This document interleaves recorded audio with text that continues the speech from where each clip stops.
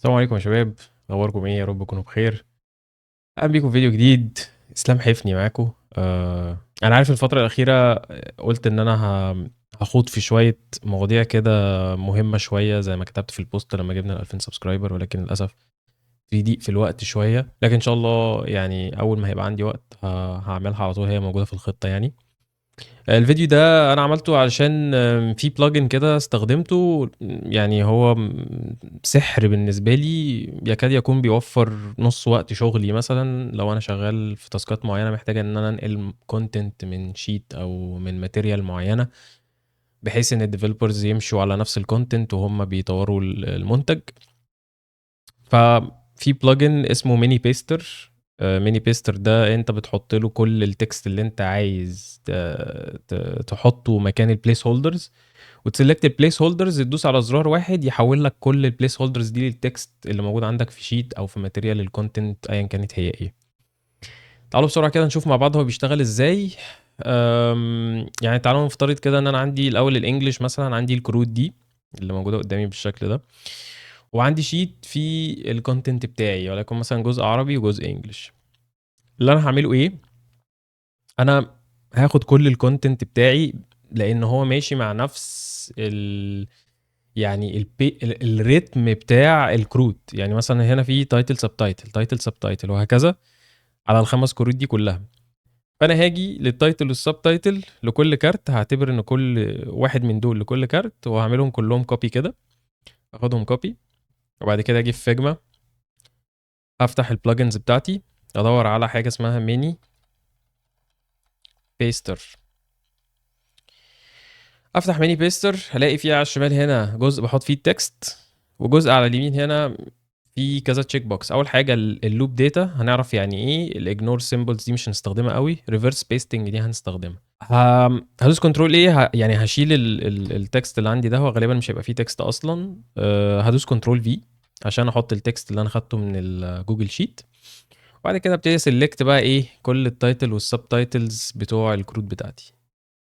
انا ببساطه شديده جدا لو دوست بيست داتا، خلاص هو نقل لي التايتل والسب تايتل او التايتل والديسكريبشن بتاع كل الكونتنت اللي موجود عندي في جوجل شيت.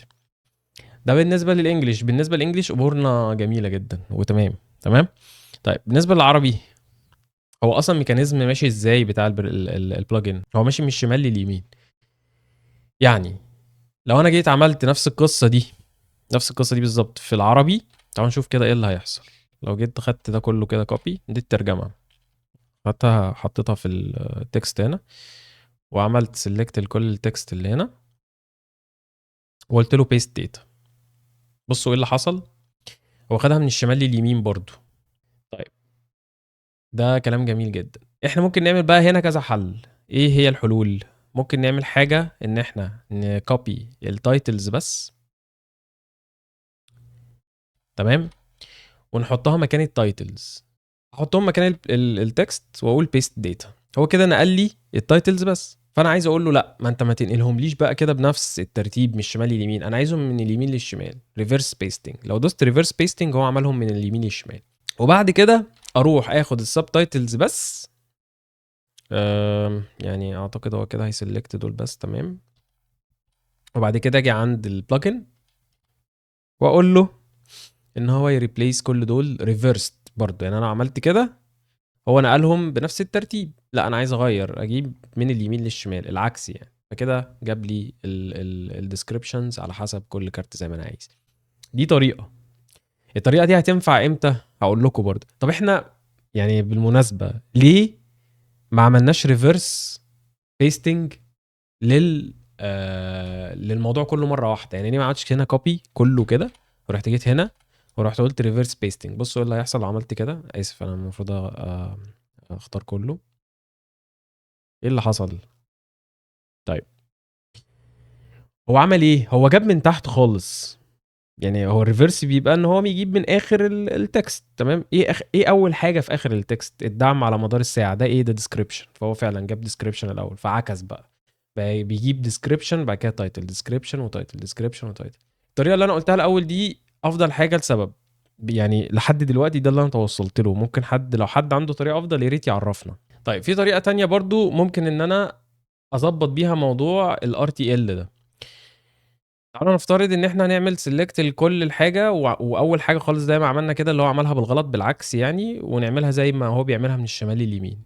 ممكن نختار الكاردز بتاعتنا، تمام، وبعد كده نيجي في البلجنز هنا في حاجه اسمها ريفرس لاير اوردر. لو جيت دوست عليها هو هيعكس لي اللايرز، بدل ما هي من الشمال لليمين هتبقى من اليمين للشمال. دي طريقه كويسه، ولكن انت الكروت دي لو عاملها في تمبلت واخدها من كومبوننت، يعني انا مثلا طلعت ده كده وعملته كومبوننت حلو، بعد كده رحت واخد انستنس وحطه هنا وشلت ده خالص. طيب هاجي انا عايز اعكسهم، هاجي سيلكت كله واجيب نفس البلجن واقول ريفرس. هيريفرس ازاي؟ ما هو اصل انا لازم اريفرس في الكومبوننت، انا مش هينفع ريفرس هنا. فعلشان كده بقول ان الافضل عشان نريح دماغنا ناخد التايتلز بس وبعد كده نغيرها كلها، وبعد كده ناخد الديسكريبشنز بس وبعد كده نغيرها كلها. بس كده، ودي كل حاجه عن الميني بيستر. ولو لقيت اي بلجنز ليها علاقه بالبرودكتيفيتي ان هي توفر علينا وقت ومجهود واحنا شغالين، طبعا ان شاء الله ممكن ابقى اعمل عليها فيديوهات في الفترة الجاية. لو عجبكم الفيديو ممكن تعملوا لايك وشير. لو حابين تشوفوا فيديوهات اكتر عن مجال اليو اكس يو اي او توتوريالز الفيجما ممكن تعملوا سبسكرايب للشانل. اتمنى تكونوا استفدتوا وان شاء الله اشوفكم في فيديو جديد، و السلام عليكم.